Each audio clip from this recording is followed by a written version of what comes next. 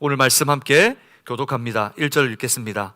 여호와께서 아브라함에게 이르시되 너는 너의 고향과 친척과 아버지의 집을 떠나 내가 내게 보여줄 땅으로 가라. 내가 너로 큰 민족을 이루고 내게 복을 주어 내 이름을 창대하게 하리니 너를 축복하는 자에게는 내가 복을 내리고 너를 저주하는 자에게는 내가 저주하리니 땅의 모든 족속이 너로 말미암아 복을 얻을 것이라 하신지라. 이에 아브라함 여호와의 말씀.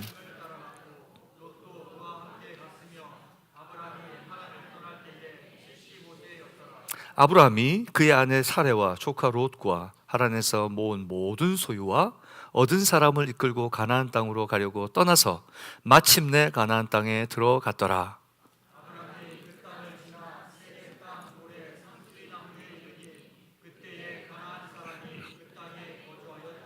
여호와께서 아브라함에게 나타나 이르시되 내가 이 땅을 내 자손에게 주리라 하신지라.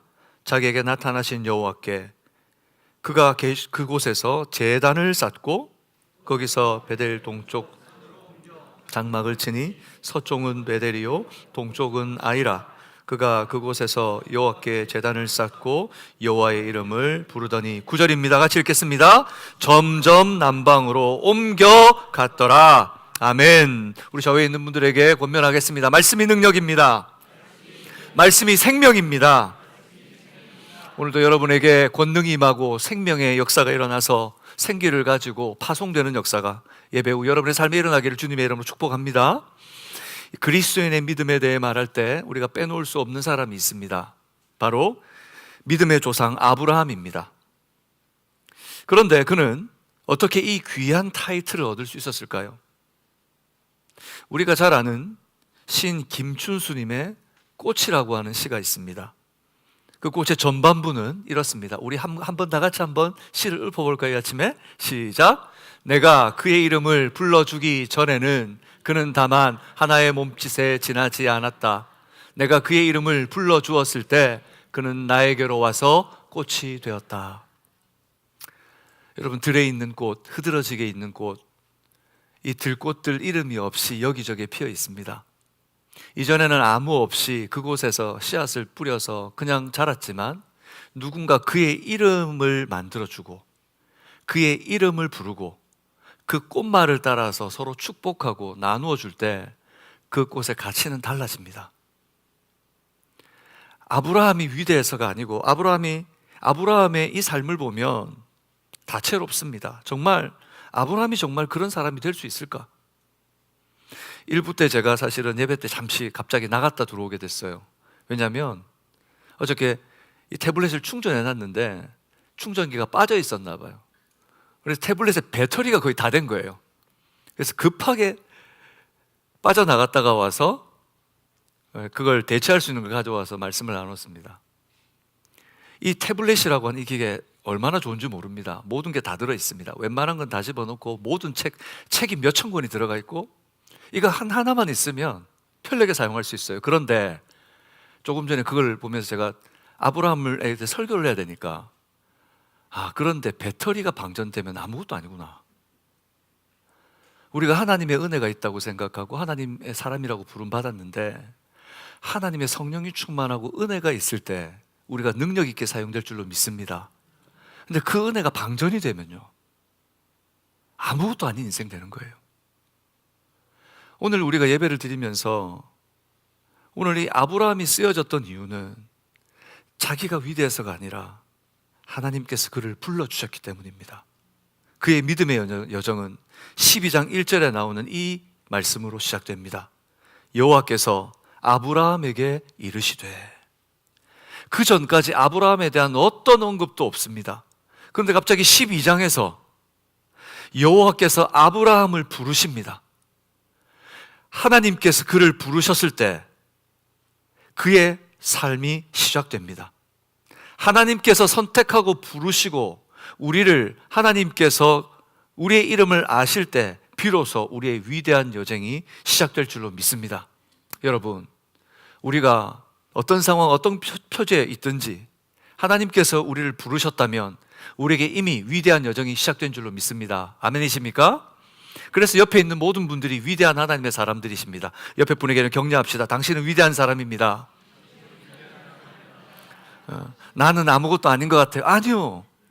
나의 직업이, 나의 상황이, 나의 경제적인 여건이, 나의 믿음의 수준이 아니요. 하나님이 함께 하신다면 이제 비로소 위대한 여정이 시작된 줄로 믿습니다. 그가 위대해서가 아닙니다. 우리가 위대해서가 아닙니다. 우리의 조건이 위대해서가 아니라 위대하신 하나님이 우리의 이름을 불러주시기로 쓰시기로 작정하셨기 때문인 줄로 믿습니다. 아브라함도 그랬습니다. 아브라함이 위대해서가 아닙니다. 하나님이 그를 부르시고 쓰시기로 시작하셨습니다. 지금도 하나님의 방법은 변함이 없습니다. 진정한 복된 삶이란 누군가를 통해 또는 어느 시간 어느 때일지 모르지만 주권적 부르심으로 하나님이 우리를 부르신다면 바로 그 순간 하나님은 우리의 평생의 목자가 되어 주실 것을 믿습니다. 그러면 이제 목자 되신 하나님과 양떼로 사는 우리, 가장 복된 삶은 어떤 걸까요? 목자 되신 하나님께서 우리를 이끌어 주시는 위대한 여정이 시작됐는데 그 위대한 여정에서 가장 복된 삶이란 도대체 어떤 걸까요? 어떻게 해야 정말 그 복을 누리며 하나님 앞에 아름다운 삶을 살 수 있을까요? 저는 여러분과 함께 말씀을 따라가는 삶이라는 제목으로 오늘 아브라함에게 일러주신 하나님의 약속을 통해 함께하는 그 비밀을 나누려고 합니다. 말씀을 따라가는 삶. 아브라함은 우리에게 그 삶을 보여줍니다. 평생의 목자 되신 하나님과 함께 복되고 풍성한 삶에 여러분의 여정이 시작되고 그 여정을 가는 동안 주님과 늘 동행하며 그 여정이 마치는 날 주님 만나게 되시기를 주님의 이름으로 축복합니다. 우리 창세기 12장 1절은 이렇게 시작합니다. 같이 읽겠습니다. 시작. 여호와께서 아브라함에게 이르시되 너는 너의 고향과 친척과 아버지의 집을 떠나 내가 내게 보여줄 땅으로 가라. 하나님께서는 아브라함을 부르시면서 그에게 이렇게 말합니다. 너는 너의 고향과 친척과 아버지의 집을 떠나라. 너는 너의 고향과 친척과 아버지의 집을 떠나라. 만약 지금 여러분에게 하나님께서 그렇게 부르신다면 어떻게 여러분 반응하시겠습니까? 떠나라. 아브라함이 살고 있던 모든 기반입니다. 고향과 친척과 아버지의 집.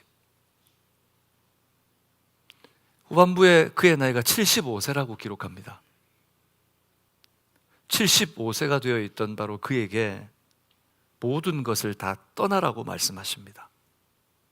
어쩌면 우리에게 주님은 늘 계속 반복적으로 우리에게 말씀하고 계십니다. 나와 함께 떠나자. 그 여정을 떠나야 한다. 너희가 떠났으면 좋겠다. 근데 우리는 그 하나님의 그 부르심 앞에 어떻게 반응하고 있습니까? 당시 아브라함이 살고 있던 땅, 창세기 11장 31절에 보면 갈대아인의 우르라고 소개하고 있습니다. 갈대아인의 우르.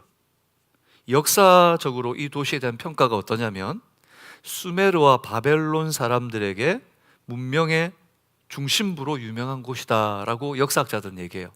수메르, 바벨론 어떤 문화입니까? 위대한 문화입니다. 그냥 성경 속의 바벨론 이게 아니라 일반 역사 속에, 세계 역사 속에 바벨론과 수메르 문화는 모든 문화를 뛰어넘는 찬란한 문화 중에 하나였습니다. 세계를 제패하는 나라들이었고 능력 있는 나라들이었습니다. 그런데 이 갈대아 우르가 어떤 나라인가? 이 우르라고 하는 곳은 바로 그 위대한 문명의 중심에 있던 도시였습니다. 그러니 얼마나 부와 힘이 있는 사람들이 모이는 곳이었을까요? 그 중에서도 이 우르라고 하는 도시는 종교적 도시로 중요한 신당들이 모여있던 곳이라고 합니다. 창세기 11장에 우리는 바벨탑 사건을 기억합니다. 바벨탑 사건의 핵심이 뭡니까? 하나님을 거역하고 하나님께까지 오르려고 하는 죄악된 인간의 모습을 보시고 하나님께서 바벨, 컨퓨즈, 혼잡케 하셨습니다. 언어를 갈라놓으시고 하나님의 사람들이 함께 모여 죄를 같이 논의하지 않도록, 죄에 물들지 않도록 하나님께서 다 흩어버리신 것입니다. 바로 그 도시에 여전히 우상을 숭배하며 하나님을 믿지 않고 하나님을 거부하는 문명이 자라고 있었습니다.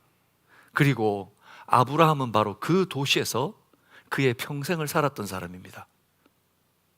역사학자들은 그가 우상을 만들어 파는 사람일 거라고 이야기합니다. 우상을 팔아서 만들던 아브라함, 그 도시에 자란 관계, 부와 그 도시의 문명 관계 자랐던 아브라함, 그에게 하나님께서 뭐라고 갑자기 나타나셔서는 이 모든 것을 다 버리고 떠나라고 하십니다. 내가 믿던 것, 내가 의지하던 것 다 내려놓고 떠나라고 하십니다. 그리고 창세기 12장 4절은 이렇게 말합니다. 같이 읽어볼까요? 이에 아브라함이 여호와의 말씀을 따라갔고 롯도 그와 함께 갔으며 아브라함이 하늘 떠날 때 75세였더라. 여러분, 75세가 된 분에게 다 버리고 떠나서 새롭게 뭔가 시작하라 그러면 쉬울까요? 30대 도전할 수 있을 겁니다. 30대에게 떠나라, 제가 도전해 보겠습니다. 할렐루야. 40대 조금 고민은 되겠지만 그래도 가능성이 있습니다. 50대 염려가 됩니다. 60대 장난합니까? 하나님께 반문할 수 있을 겁니다. 70대 불가능합니다. 80대 어떨까요? 오늘 우리 김성자 권사님께서 90세를 맞으셨는데 90세 된 어르신에게 다 버리고 떠나라 그러면은 에이, 그런 말씀하지 마세요. 하나님 농담도 참. 우리 인생에 하나님의 말씀이 들려올 때에 75세 된 아브라함에게 떠나라. 오늘 그는 어떻게 들렸을까요? 아브라함은 이미 그곳 우상의 도시에서 75년을 살며 삶의 기반을 다 두고 있었는데 하나님께서 떠나라 하십니다. 우리에게도 하나님께서 우리의 삶의 기반을 떠나서 하나님을 향해 오라고 하시는데 인간이 가진 내게 익숙한 기반은 언제나 우리가 변화되는 것에 걸림돌이 됩니다. 하나님께서 오라 그러시는데 내가 쌓아놓은 것, 내가 만들어 놓은 것, 내가 계획한 것, 지금까지 내가 했던 것들이 하나님이 부르실 때 늘 걸림돌이 됩니다. 그냥 내가 아무것도 없이 다 하나님이 하셨어요, 하나님이 하신 거예요, 나는 한 게 없어요 고백하며 살면, 그것을 인정하면 너무 편한데 내가 할 게 많고 내가 만들 게 많고 내가 계획한 게 많고 내가 해야 될 내 마음속에 이상과 꿈이 너무 많아. 하나님께서 부르시는데 그 부르심에 응답하기가 힘듭니다. 여러분 어떠십니까? 주님 부르시면 달려갈 준비 되셨습니까? 우리 김성자 권사님 밑으로 다 대답하십시오. 준비되셨습니까? 여러분 어떠십니까? 하나님 지금 여러분 부르신다면 어떻게 반응하시겠습니까? 우리는 하나님 아닌 자꾸 우리가 가지고 있는 그것들에 기대려고 합니다. 그것에 기대어서 좀 살려고 합니다. 그래서 조금 더 위에, 조금 더 위에, 하나님 조금만 기다려주세요, 조금만 더요, 조금만 더요, 조금만 더요. 그러다가 인생의 마지막을 만납니다. 그런데 하나님께서는 그럼에도 불구하고 그 모든 것에서 떠나라고 하십니다. 사랑하는 여러분, 떠날 수 있는 담대함과 용기가 있기를 주님의 이름으로 축복합니다. 그리고 하나님께서는 떠나라 하시고 그것으로 끝나는 것이 아니라 내가 너에게 보여줄 땅으로 가라 하십니다. 이 말씀을 제가 늘 묵상하면서 왜 이렇게 말씀하셨을까 하는 생각을 가져요. 모든 기반을 다 버리고 포기하고 떠나는 사람한테 어느 곳을 정해주고 이곳으로 가라 말씀하신 것이 아니라 내가 내게 보여줄 땅으로, 예전 개역 성경에는 내가 내게 지시할 땅으로 가라. 지시한 땅도 아니에요. 내가 이제 지시할 거다, 일단 떠나라. 보여줄 땅으로 가라고 하십니다. 모든 것을 버리고 따르라 하시면서 정작 하나님께서는 그에 대한 대안을, 그 선택에 대한 대안을 정확히 보여주지 않으십니다. 믿음 생활이 늘 그런 것 같아요. 하나님 우리에게 순종할 것을 말씀하시는데 그 결과가 어떻는지 우리는 몰라요. 그런데도 하나님께서 우리를 그걸 요청하십니다. 만약 여러분에게 말씀하신다면 오늘 어떤 순종을 드리겠습니까? 인간은 이런 상황 앞에 놓이면 가장 쉽게 하는 게 거부하는 것입니다. 하나님 왜 저예요? 다음에요? 다른 사람요? 하나님 저는, 인간은 거부합니다. 계산에 대한 답이 나오지 않고 수고에 대한 대가가 없는 노력, 그것은 헛된 일이 되는 것이라고 이 세상을 보면서 배워왔기 때문이에요. 이 세상에 살다 보니까 계산에 안 맞고 내가 했는데 대가가 온전히 치러지지 못하면 그것은 헛된 거라고 생각하는 이 세상을 살다가 보니까 하나님께서 이렇게 부르시더라도 그에 대한 자꾸 계산하게 되고 그 노력에 대한 결과에 대한 답을 자꾸 요청하게 돼요. 그러나 여러분, 이 모든 것들은 사람과 사람의 일일 때 일입니다. 사람과 사람의 일일 때, 계약일 때, 이 세상의 일일 때 우리는 대가를 따지고 그에 대한 계산을 합니다. 그러나 그 대상이 천지를 창조하시고 만물을 그 입기운으로 붙드시며 지금도 온 우주를 붙드시는 하나님이시라면, 우리를 부르시고 가라고 하시는 분이 하나님이시라면, 그분이 내게 영원한 생명을 주시는 하나님이시라면, 그 하나님을 알게 된다면 우리의 대답은 달라져야 합니다.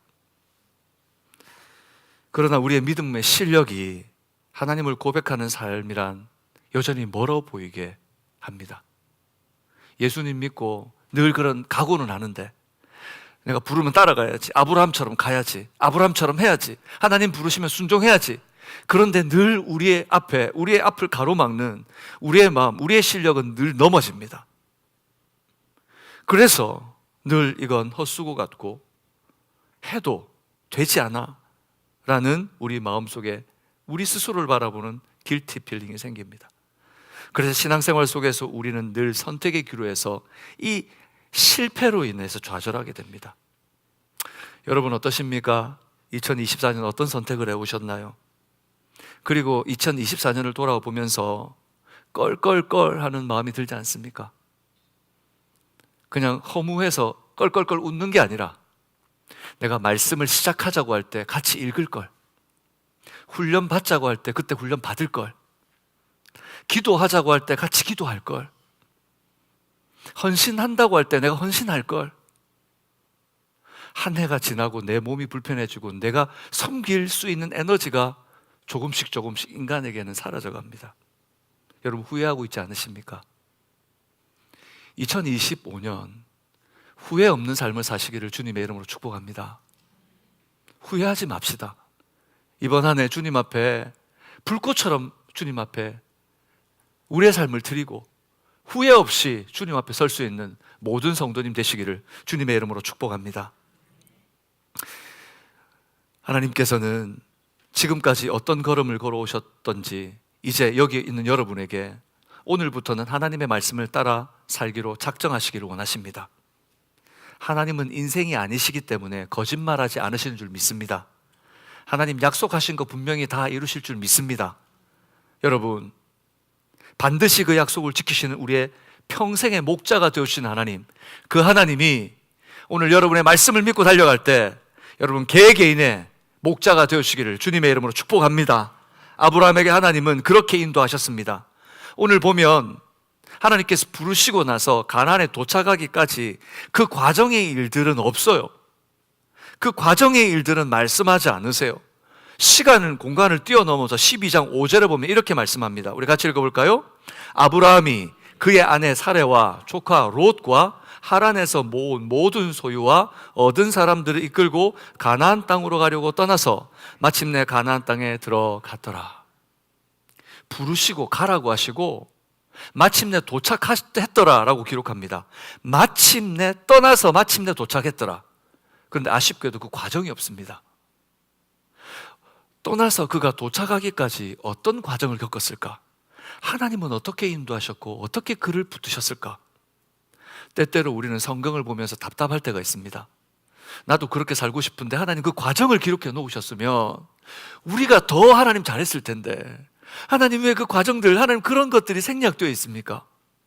근데 여러분 다 기록되어 있으면 순종할 것 같은데 우리가 다 기록되어 있으면 어떻게 하느냐? 다 있는 줄 알고 게을러서 안 합니다. 그게 인간들입니다. 그게 인간의 죄된 본성입니다.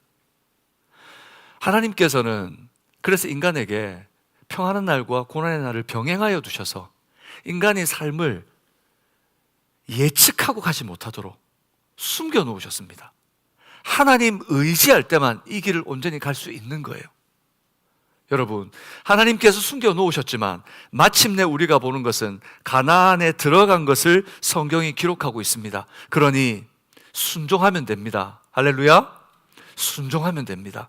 주님만 의지하기로, 말씀만 따르기로 하면 됩니다. 하나님께서 아브라함에게 찾아가신 그때처럼 우리 예수님께서도 제자들을 그렇게 부르셨습니다. 마태복음 4장 19절에서 20절에 보면 예수님께서 제자들을 부르실 때에 그 부르심을 이렇게 기록하고 있습니다. 같이 읽어볼까요? 말씀하시되 나를 따라오라. 내가 너를 사람을 낚는 어부가 되게 하리라 하시니 20절, 그들이 곧 그물을 버려두고 예수를 따르니라. 사랑하는 여러분, 우리 주님께서도 오셔서 제자들을 부르실 때 하나님의 그 사람들을 부르시는 원리는 변함없이 동일합니다. 나를 따라오라.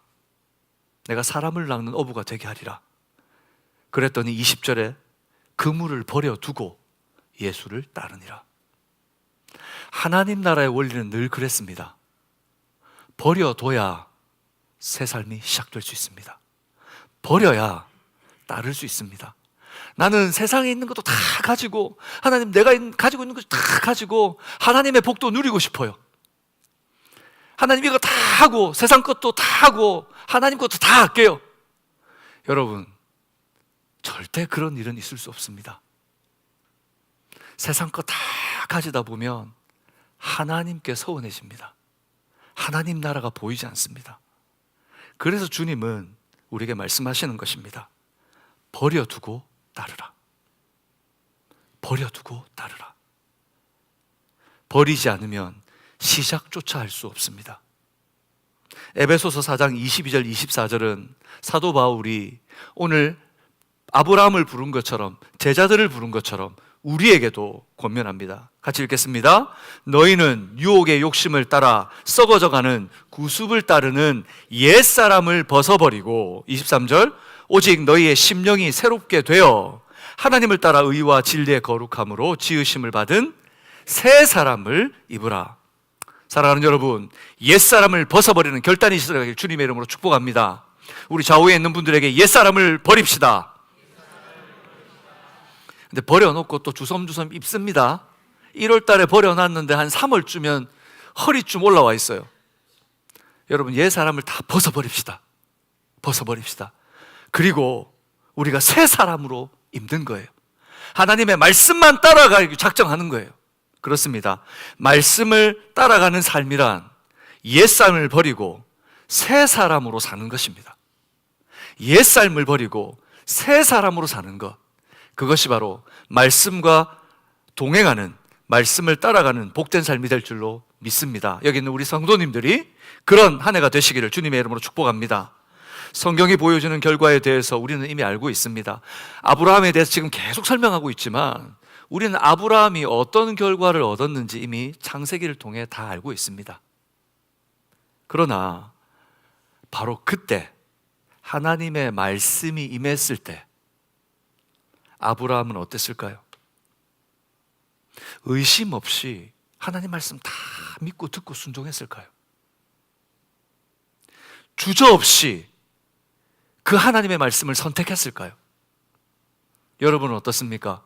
여러분에게 도전이 주어지고 하나님께 순종을 요구하시고 섬김을 요구하시고 결단을 요구하실 때 여러분에게 제일 먼저 찾아오는 것이 뭡니까? 주저함, 두려움입니다. 아, 이거 섬길 수 있을까? 내가 할 수 있을까? 하나님 왜 저예요? 아브라함은 어땠을까요? 성경 속에 그 아브라함의 마음을 다 표현해내지는 못하고 있습니다. 그러나 정말 그가 믿음의 조상답게 하나님 앞에 믿습니다 하고 그 말씀에 순종했을까요? 저는 그랬으면 좋겠습니다. 그러나 성경은 말해놓고 있지 않습니다. 성경이 그때의 상황을 기록해 두고 있지 않아요. 그런 것처럼 우리에게도 숨길 수 없는 인생의 막막함, 두려움이 있지 않습니까? 오늘 예배 나오셨지만 어떠십니까? 믿음으로 길을 걷고 2024년을 마치고 이제 2025년을 시작하는데 여러분 정말 하나님께서 여러분의 삶을 책임지실 것을 믿으십니까? 보세요. 아멘이 지금 거의 10분의 1로 나오잖아요. 믿으십니까? 믿는 대로 될 줄로 믿습니다. 우리가 정말 믿는다면 지금 아멘 하면서도 왜 주저하게 되느냐? 내가 말하면서도 의심이 드는 거예요. 인간의 불안전함이란 늘 의심 속에 쌓여 있고 두려운 거예요. 온전히 의지하고 싶으나 주저하는 마음이 함께 공존하는 삶, 여전히 의심과 믿음이 공존하며 살아가는 삶은 부인할 수 없는 우리 자체입니다. 그래서 하나님께서 그랬던 것 같아요. 하나님께서 아브라함에게 흔들리지 말라고, 담대하라고 약속을 주십니다. 12장 2절과 3절 말씀 같이 읽겠습니다. 우리 나에게 주는 말씀으로 들으며 같이 읽겠습니다. 시작. 내가 너로 큰 민족을 이루고 내 이름을 창대하게, 아멘. 3절. 너를 축복하는 자에게는 내가 복을 내리고 너를 저주하는 자에게는 내가 저주하리니 땅의 모든 족속이 너로 말미암아 복을 얻을 것이라 하신지라. 하나님께서 이런 축복을 하십니다. 아브라함아, 두려워하지 마라. 내가 너로 큰 민족을 이루어주게 할게. 새로운 나라, 위대한 나라, 내가 왕이 되어 다스리는 하나님 나라의 백성이 되게 할게. 그런 삶을 살게 해줄게. 하나님께서 지금 아무것도 없고 기반 다 버리고 75세 된 할아버지에게 떠나라 하시면서 떠나는 그 아브라함에게 책임져 주겠다 말씀합니다. 여러분, 하나님께 다 맡기면 하나님께서 이 축복하실 줄로 믿습니다. 내 이름을 창대하게 해줄게. 모두가 기억해야 될 영향력 있는 인생, 하나님이 붙드는 삶이 되게 하신다는 거예요. 지금은 우리가 이름에 대해, 지금 우리가 살고 있는 이 문화 속에 이름에 대한 우리가 특별한 가치를 그렇게 우리가 찾지 못하는 것 같아요. 하지만 고대로 갈수록 우리가 살았던 이조 시대만 봐도 어떻습니까? 이름 석자가 너무 중요합니다. 여러분, 성경을 읽다 보면 성경에 사람들의 이름이 나와요. 근데 그 이름이 얼마나 중요한 의미를 담고 있는지 모릅니다. 우리는 명성이라 그러죠. 명성. 그 사람의 명성이 자자하더라. 그 무슨 말입니까? 그 이름에 담겨져 있는 그 가치와 그 하나님 가지고 있는 그분의 인격적인 모습에 대해서 표현하는 거죠. 출세라고 그래요. 출세. 세상 속으로 나간다 그러죠.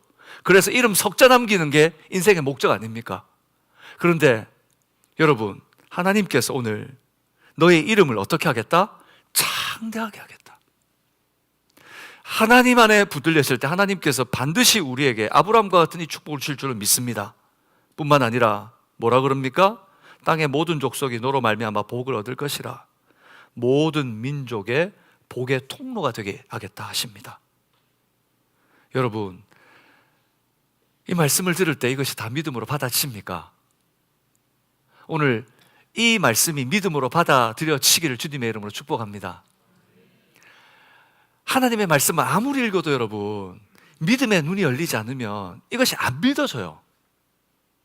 성경 66권을 보면서 저 2000년에 몇천 년 전에 쓰였던 이 고대 언어가, 아, 이 좋은 말씀이네. 근데 좋은 말씀에 나하고 무슨 상관이 있지? 그냥 읽으라고 읽어나 보자. 읽습니다. 근데 성경을 읽고 일독을 해도 아무 의미가 없고 내게 와닿는 게 없어요. 그런데 어느 날 하나님께서 믿음의 눈을 여시면 이 말씀은 내게 살아있는 하나님의 말씀이 됩니다. 시간과 공간을 뛰어넘어 하나님이 지금 나에게 하시는 말씀으로 들리기 시작합니다. 놀랍게도 아브라함은 그 말씀을 약속의 말씀으로 믿었습니다. 약속의 말씀으로 믿었습니다. 이건 목사님의 추측 아닙니까? 창세기 12장 4절 이렇게 기록합니다. 같이 읽어볼까요? 이에 아브라함이 여호와의 말씀을 따라갔고, 여러분, 우리가 무언가의 말을 듣고 그에 대한 요청을 받았을 때 우리가 우리의 두 발로 움직인다는 것은 신뢰하고 믿기 때문에 가는 것입니다. 아브라함은 믿었습니다. 이 약속의 말씀은 시작된 바로 그 시간부터 이루어지는 바로 그때까지 쉬지 않고 일하기 시작했습니다. 아브라함이 받은 약속은 이삭에게, 이삭에게 전해진 이 약속은 야곱에게, 야곱에게 전해진 이 말씀은 다시 요셉에게, 그 약속의 말씀은 중심이 되어 하나님의 백성들을 이끌어 가시고 하나님의 계획은 이루어져 가고 있었습니다. 그리고 아브라함 한 사람에게 시작된 약속은 모세 때에 어떤 일이 벌어집니까? 내가 별과 같이 모래같이 많게 해줄게. 아브라함이 100세가 될 때까지 이삭 하나 놓은 게 거저였습니다. 그런데 출애굽할 때 장정만 60만, 모든 사람을 합하면 200만에서 400만이나 되는 민족이 나옵니다. 여러분, 다윗과 솔로몬을 통해 어떤 일이 일어납니까? 모든 민족과 열방들이 그 영광과 지혜를 듣기 위해 무릎 꿇고 조공을 바치며 하나님 나라, 그 바로 이스라엘을 사모하게 하십니다. 하나님께서는 당장 우리의 눈앞에 이루어지지 않지만 약속을 믿고 따라갈 때 그 하나님의 역사를 이루실 줄로 믿습니다. 그러나 그보다 더 중요한 것이 있습니다. 이런 약속 받고 싶어. 이런 약속이 내게 있었으면 좋겠어.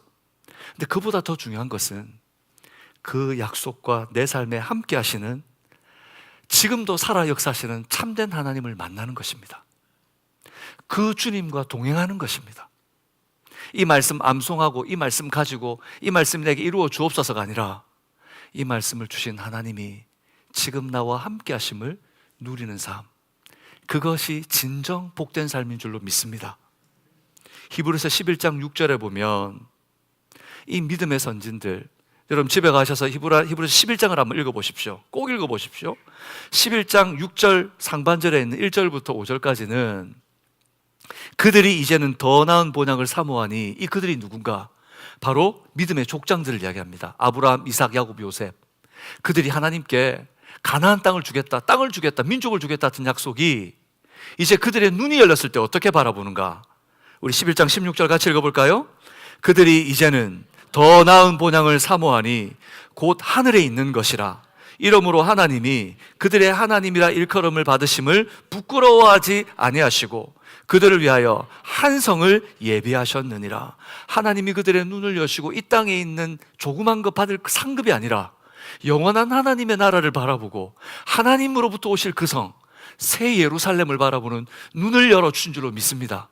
사랑하는 여러분, 그리고 오늘 하나님의 자녀로 부르신 우리 안에도 그 하나님이 동일하게 역사하시는 것을 믿으십니까? 하나님 앞에 그 약속을 믿으신다면 이제 약속의 말씀 붙드시기로 결단하는 이번 한 해 되시기 바랍니다. 분명히 예수님께서 이 땅에 오셨을 때 제자도로 부르시면서 그들에게 제자도에 대해서 이렇게 말씀하십니다. 마태복음 7장 13절 14절 같이 읽습니다. 시작. 좁은 문으로 들어가라. 멸망으로 인도하는 문은 크고 그 길이 넓어 그리로 들어가는 자가 많고 생명으로 인도하는 문은 좁고 길이 협착하여 찾는 자가 적음이라. 여러분 어떻게 하시겠습니까? 좁은 문으로 가고 싶으십니까? 넓은 문으로 가고 싶으십니까? 제가 더 쉽게 얘기하겠습니다. 넓고 좋은 문인데 큰 문입니다. 그것은 멸망으로 향합니다. 좁은 문입니다. 힘듭니다. 협착합니다. 그러나 그것이 생명으로 향하는 길입니다. 다시 묻겠습니다. 좁은 문으로 들어가시겠습니까? 넓은 문으로 들어가시겠습니까? 가운데 샛길은 없습니다. 대답하지 못하신 분들 다시 묻겠습니다. 넓은 문으로 들어가시겠습니까? 좁은 문으로 들어가시겠습니까? 아브라함은 바로 그 좁은 문을 선택했습니다. 자신의 모든 기반을 버리고 자신이 누릴 수 있는 그 갈대아 우르에서의 삶을 다 포기하고 그 좁은 문을 선택했습니다. 그리고 하나님은 그를 통해 생명의 길을 여셨습니다.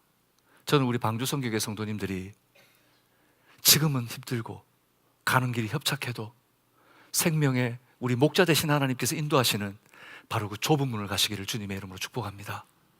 사랑하는 여러분, 눈을 열어 주님을 바라보면 그 길은 단숨에 지나갈 길이 될 줄로 믿습니다. 그러니 함께 이 길을 갔으면 좋겠습니다. 우리 좌우에 있는 분들에게 나와 함께 갑시다.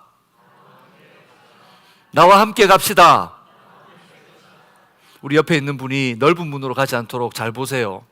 좁은 문으로 갈 수 있도록 우리가 그 길을 갈 때 하나님께 이렇게 구하라고 합니다. 예레미야 33장 1절에서 3절까지 이렇게 말씀합니다. 같이 읽겠습니다. 우리의 기도로 생각하고 시작. 예레미야가 아직 시위대 뜰에 갇혀 있을 때에 여호와의 말씀이 그에게 두 번째로 임하니라. 이르시되 이를 행하시는 여호와, 그것을 만들며 성취하시는 여호와, 그들의 이름을 여호와라 하는 이가 이와 같이 이르시도다. 너는 내게 부르짖으라. 내가 내게 응답하겠고 내가 알지 못하는 크고 은밀한 일을 내게 보이리라. 할렐루야. 여러분, 일을 행하시는 하나님께서는 그것을 만들고 이루어내실 줄로 믿습니다. 전능하신 하나님의 이름을 갈고 우리에게 반드시 그 일을 이루실 줄로 믿습니다. 그러니 기도합시다. 2025년 기도합시다.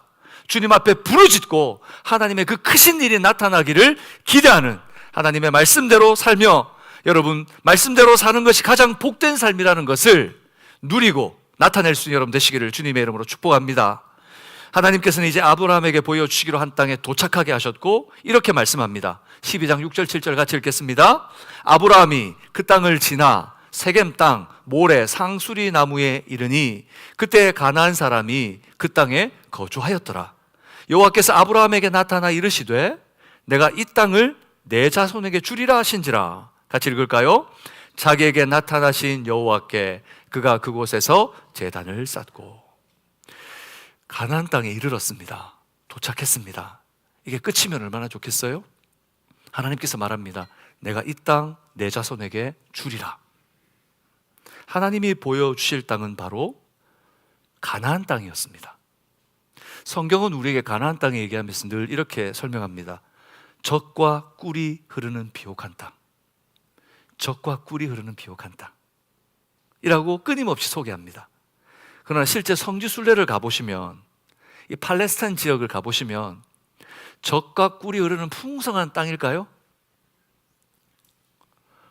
이게 풍성한 땅이야, 이게 젖과 꿀이 흐르는 땅이야 라고 말할 수 있어요. 근데 사실 비옥한 초생딸 지역이라, 이 지역은 저지대나 산 자락은 다 그렇지만 산 꼭대기, 구름이 걸려, 지중해로부터 구름이 몰려와서 걸리는 그쪽은, 산 위쪽은 여러분 풍성한 그리고 비옥한 땅인 것은 맞습니다. 그러나 이 전체 이 땅을 볼 때 이 땅은 그렇게 비옥하고 젖과 꿀이 흐르는 땅이 아니에요. 세계 곳곳에 여러분 이보다 더 아름답고 풍요로운 땅이 얼마나 많은데요. 제가 요즘에 이제 그 음악을 들으면서 4K로 해서 세계 여러 곳의 아름다운 모습을 찍은 영상을 이렇게 보여주는, 이 유튜브에 이렇게 음악을 재생하는 그 사이트가 있어요. 가보면 와, 세상에 이런 곳이 있었나? 도대체 이런 곳이 있을 수가 있어? 정말 이런 곳이 천국 같은 곳이 아닐까? 라고 하는 너무 아름다운 곳이 많아요. 곳곳에.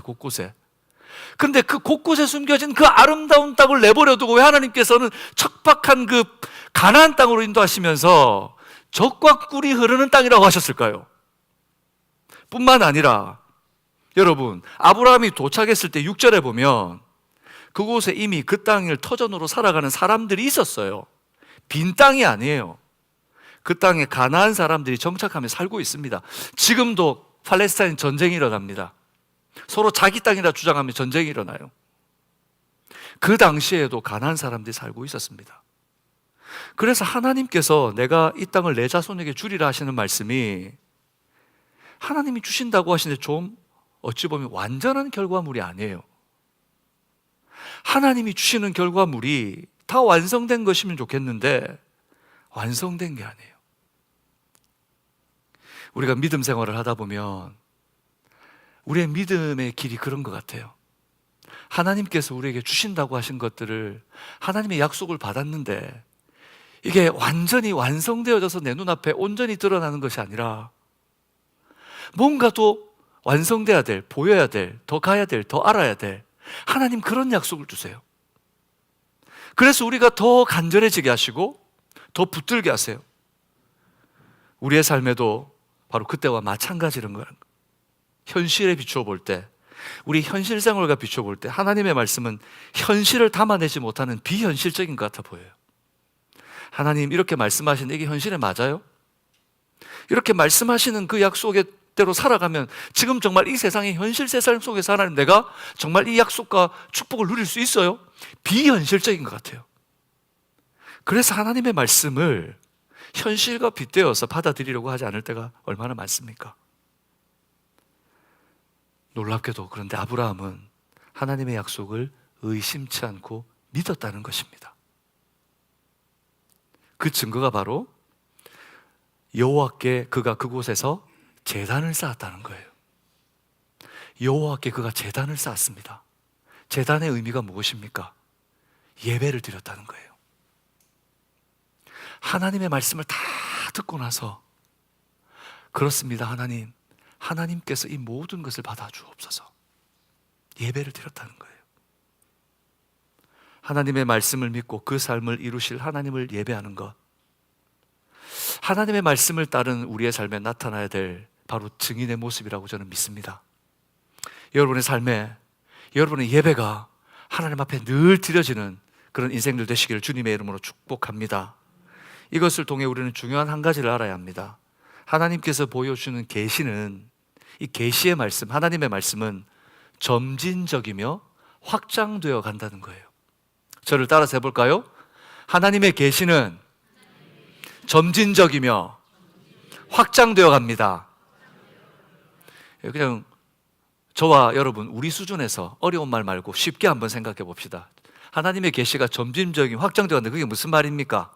쉽게 우리가 알아들을 수 있는 쉬운 방식으로 시작해서 하나님께서 우리를 훈련시키고 성숙해 가시면서 점점 더 고차원적이고 가치 있으며 영광스럽고 깨달을 수 있는 하나님의 은사와 지혜를 통해 그 깊은 것까지 통달할 수 있게 보여주신다는 거예요. 그 증거가 바로 우리는 성경을 통해 마침내 여호수아를 통해 그 땅을 정복하고 다윗을 통한 영광을 누리게 되게 하시는 것을 통해 보게 되는 거죠. 하나님께서 가나안 땅에 들어가라 하셨어요. 내가 너한테 가나안 땅을 줄게. 그러면서 큰 민족이 되게 하고 네 이름을 창대케 하고 너를 통해서 모든 민족에 복이 되게 할게. 근데 보이지가 않아요. 가나안 땅 하나 달랑 주셨어요. 젖과 꿀이 흐르는 땅이라고 했는데 그 젖과 꿀이 흐를 것 같지도 않아요. 그런데 하나님께서 이 일을 어떻게 이루어 가시는가? 그의 후손을 통해서, 여호수아를 통해서, 다윗을 통해서, 하나님께서 솔로몬을 통해서, 마침내 예수 그리스도를 통해서 하나님 그 그림이 마침내 어떻게 완성되어 갈 것인지를 하나님의 백성들이 성장하고 성숙하면서 그것을 이해하고 보실 수 있도록 하나님께서는 하신다는 거예요. 어쩌면 여러분, 하나님의 성경을 읽으면서 우리는 완성된 하나님의 계시의 복음을 봅니다. 이해가 잘 안 될 수도 있어요. 모세 오경을 읽으면서 무슨 뜻인지 모르겠어. 그래도 여러분 읽으시기 바랍니다. 아멘? 읽으시기 바랍니다. 한 번 읽어서 안 되면 몇 번 읽으면 됩니까? 두 번 읽어서 안 되면 세 번 읽었는데 안 돼요. 계속 읽으세요. 계속 읽다 보면 지명이 들어오고 이름이 들어오고 내용이 들어오고 그 스토리가 머릿속에 남아있고 하나님께서 그 지혜들과 지식들을 버무리셔서 하나님의 역사가 어떻게 일어났는지 지혜가 충만하게 하셔서 깨닫게 하실 줄로 믿습니다. 여러분 두려워하지 마세요. 두려워하지 마. 하나님은 하나님의 계시를 분명히 우리에게 보여주십니다. 그런데 하나님은 성숙할 때까지, 성장할 때까지 기다리시는 거예요. 출애굽기 19장 5절에서 6절에 보면 하나님께서 그것을 이렇게 말씀합니다. 같이 읽어볼까요? 세계가 다 내게 속하였나니 너희가 내 말을 잘 듣고 내 언약을 지키면 너희는 모든 민족 중에서 내 소유가 되겠고 너희가 내게 대하여 제사장 나라가 되며 거룩한 백성이 되리라. 너는 이 말을 이스라엘 자손에게 전할지니라. 아브라함 혼자만이 아니라 온 민족과 열방이 하나님 나라가 되며 너희 이스라엘 백성들은 그들을 위한 제사장 나라로 섬기는 나라가 될 것이다. 하나님께서는 그 큰 그림을 지금 아브라함에게 가나안으로 인도하시면서 시작하고 계시는 겁니다. 이처럼 하나님과 함께 하시면, 하나님이 우리 가운데 함께 하시면, 그 말씀을 따라 그와 함께 살면, 그리고 그 말씀을 주신 하나님을 예배하는 자가 될 때 우리 눈앞의 현실은 초라하지만 하나님이 부르시는 곳을 따라가다 보면 비현실적이겠지만 그럼에도 순종하고 따라가며 예배하면 초현실적인 하나님의 역사를 맛보게 하실 줄로 믿습니다. 여러분, 현실과 빗대어서 비현실적이에요. 맞아요. 신앙은 비현실적인 거예요. 하지만 초현실을 만들어내시는 하나님은 우리에게 믿음으로 순종할 때, 말씀을 따라갈 때 그렇게 만들어내실 줄로 믿습니다. 창세기 12장 8절과 9절을 보세요. 하나님께서 아브라함을 이렇게 인도하십니다. 같이 읽겠습니다. 거기서 베델 동쪽 산으로 옮겨 장막을 치니 서쪽은 베델이요 동쪽은 아이라. 그가 그곳에서 여호와께 제단을 쌓고 여호와 이름을 부르더니 점점 남방으로 옮겨갔더라. 점점이란 단어를 주목해 주세요. 한꺼번에 일시간에 몇 년 만에가 아니라 점점. 여러분, 어쩌면 우리의 신앙 경건이라는 것은 우리의 일생을 다 드려야 될 수도 있습니다. 하루아침에 나타나지 않고 내가 애썼지만 내 눈에 보이지 않을 수도 있습니다. 아브라함은 자기의 눈으로 이스라엘 백성들이 그렇게 수많은 민족으로 나타나는 것을 보지 못했지만 하나님의 약속을 믿었습니다.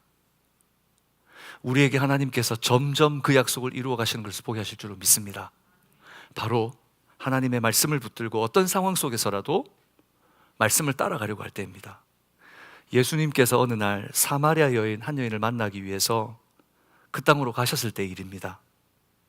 하나님께서 그 여인과 하나님의 복음을 나누시고 하나님 나라에 대해서 말씀하세요.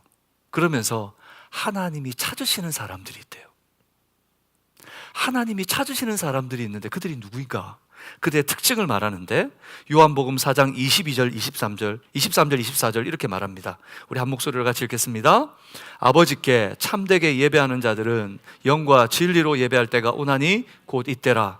아버지께서는 자기에게 이렇게 예배하는 자들을 찾으시느니라. 하나님은 영이시니 예배하는 자가 영과 진리로 예배할지니라. 하나님이 누구를 찾으신다고요? 예배하는 자들을 찾으십니다. 예배하는 자들을 찾으세요. 말씀을 붙들고 말씀을 따라가며 예배하는 자들을 찾으십니다. 근데 어떻게 예배하는 자? 영과 진리로 예배하는 자. 영으로 예배한다는 것은 하나님의 백성이 성령의 인도하심을 따라 온 마음과 뜻을 다해 예배하는 자들이라는 것입니다. 진리로 예배한다는 것은 진리의 말씀을 따라 진실한 마음으로 거짓 없이 하나님을 예배하는 자들이라는 것입니다. 사랑하는 여러분, 영과 진리로 예배하는 예배자 되시기를 주님의 이름으로 축복합니다. 말씀을 따라가는 삶, 그 복된 삶 살기를 원하십니까? 그러면 어떤 상황 속에서라도 예배자가 되십시오. 주일 예배가 마치면 예배 끝났다, 축도가 딱 끝나자마자 오늘 예배 다 드렸다, 룰루랄라 하지 마시고 저를 따라서 합시다. 공예배가 마치면 일상의 예배가 시작됩니다. 공예배 끝났으니까 이제 자유다, 그것이 아니고 주님을 늘 예배하는 삶, 주님과 늘 동행하는 삶, 그 복을 누리는 삶, 주님께서 우리의 삶을 인도하시고 옛사람을 벗어버리고 새사람 사는 삶, 그런 삶을 사는 여러분 되시기 바랍니다. 말씀을 맺겠습니다. 우리의 평생의 목자 되신 하나님, 그 하나님은 우리를 인도하시기를 원하십니다. 근데 그 인도하심을 따라가는 건 바로 말씀을 따라가는 삶입니다. 여러분, 옛사람을 버리고 새사람을 입는 삶을 사시기를 주님의 이름으로 축복합니다. 버리는 것부터 시작하세요. 버리는 것부터 시작하세요. 많이 버려야 되겠죠? 버리는 것부터 시작합시다. 말씀대로 사는 것이 가장 복되다는 것을 누리시는 여러분 되시기를 축복합니다. 주님 따라가면 이 복을 누리게 될 거예요. 반드시 누리게 될 거예요. 그런데 믿음의 눈이 열려야 합니다. 그래서 말씀을 따라가셔야 합니다. 마지막으로 우리가 그런 예배자의 삶을 산다는 것, 말씀을 따라 산다는 것은 바로 어떤 상황 속에서도 예배하는 겁니다. 어떤 상황 속에서도. 저를 따라서 합시다. 어떤 상황 속에서도 예배하겠습니다. 약속하시죠? 예배합시다. 오늘 2025년이 그리고 복된 여러분 삶 되시기를 주님의 이름으로 축복합니다. 우리 좌우에 있는 분들에게 이렇게 한번 도전합시다. 말씀을 따라갑시다. 말씀을 따라가는 삶을 삽시다. 그런 삶을 사시기 바랍니다. 말씀 31일 읽기 잊지 말고 다시 시작합시다. 할렐루야. 다 같이 일어나서 찬양하겠습니다.